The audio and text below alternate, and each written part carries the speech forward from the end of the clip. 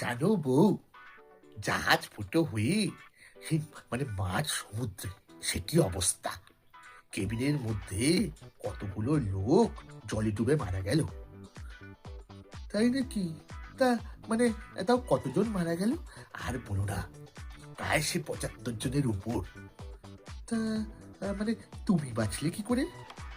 আর বলো না, আমার তো আবার মানে মানে বিড়ি খাওয়ার খুব শখ, ঘন্টায় ঘন্টায়। আমি তাই বিড়ি খেতে সে কেবিনের বাইরে এসেছি। তারপরে দেখছি জাহাজটা আস্তে আস্তে ডুবে যাচ্ছে। আমি সেই ফাঁক বুঝে একটা স্পিরিট বোট ছিল, নিয়ে টুক করে পাড়ে চলে এলাম। কি বলো কি? আর বলো না, সেই যে ৭৫ জন আবার মারা গেল, তাদেরকে আবার জাহাজ কর্তৃপক্ষ বলেছে ২৫ লাখ টাকা করে দেবে। কি বলো কি, ২৫ লাখ? মানে উম, তোমাকে আবার বলেছি যে বিড়ি খাওয়া কত খারাপ, দেখো।